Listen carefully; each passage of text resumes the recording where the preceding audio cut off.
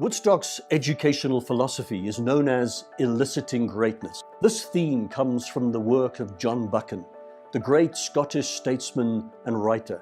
He once said, "Our task is not to put the greatness into humanity, but to elicit it, for the greatness is there already."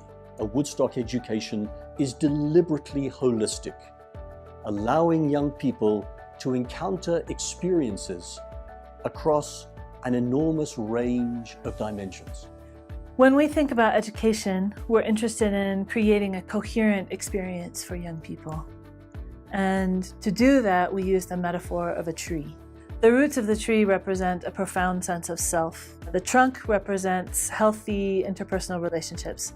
The fruit that we want to send out into the world are individuals who care about their environment, who have compassion for their neighbors and work to improve the future, and who are equipped to bring about change. And the moment we start talking about the transfer of a way of life for young people, we're talking about values, we're talking about philosophy, we're talking about combining high academic achievement with the acquisition of certain qualities of character. I chose Woodstock essentially for the philosophy. The human is at the center of the approach to education and every decision that's made. And then you see a school that is offering this opportunity to practice it. It's almost, it's once in a lifetime. The humanity that's found in this approach, it's not how can we get the highest test scores, how can we get the most publicity. It's truly about the student at the center.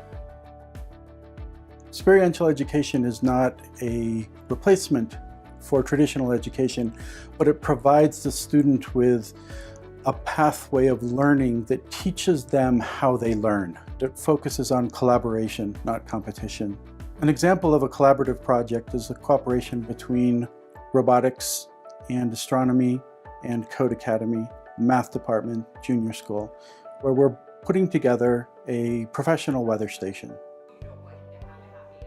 The kids come into the classroom and they bring their own individual strengths and talents. I identify the things that they're bringing, and I provide them with opportunities, and I provide them with questions, habits of the mind, tools to help hone the things that they already have. As Dean of Enrichment, I help provide opportunities for students to develop their passions and interests outside of the classroom. These opportunities are all encompassed into what is called our Passage program, which includes the mainstream opportunities of art, music, drama, sports, as well as any other things that our staff or students are interested in pursuing. In physical education at Woodstock, we try and find what drives the kids, what motivates the kids internally instead of externally. And hopefully this inspires them not only to stay active in the classroom, but outside of the classroom as well. More than learning the facts and figures needed in a classroom environment, the enrichment program, I believe, provides a great opportunity for students to grow in their character and to grow as a person. If I know my students are passionate about a lifetime of physical activity, then I've done my job as a teacher.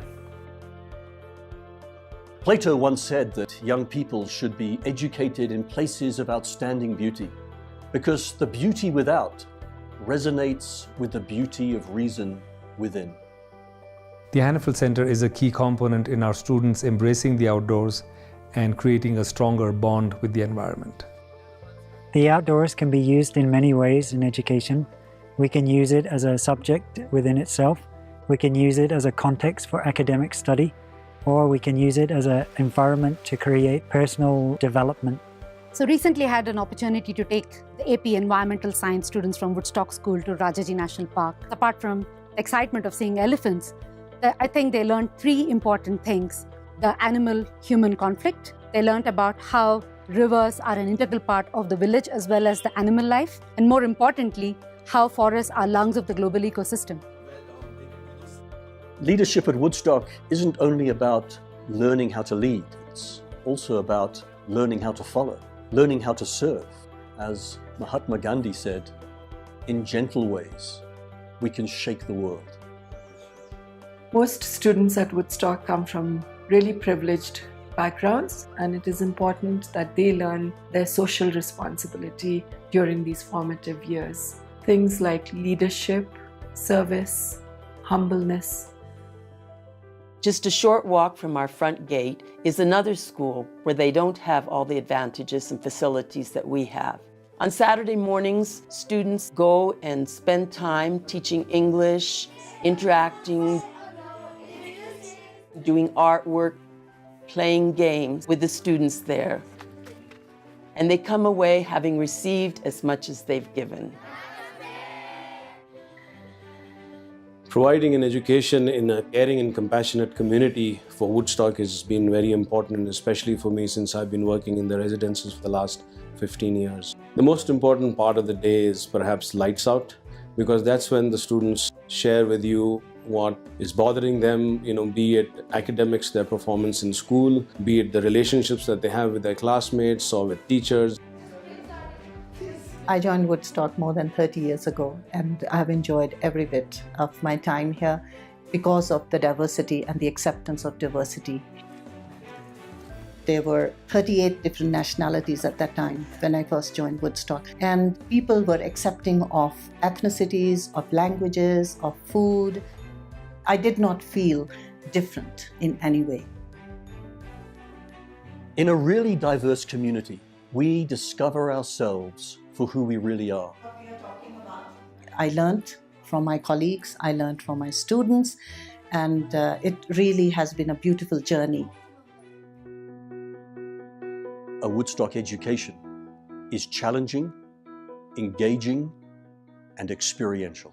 We may never know from which of a young person's many academic classes, interests, hobbies, and activities they might one day find their grand passion in life. And that's the reason why Woodstock takes questions of philosophy seriously. It's a philosophy which says it's not enough to have information in your heads. You have to have young people who acquire a vision and a passion in their hearts.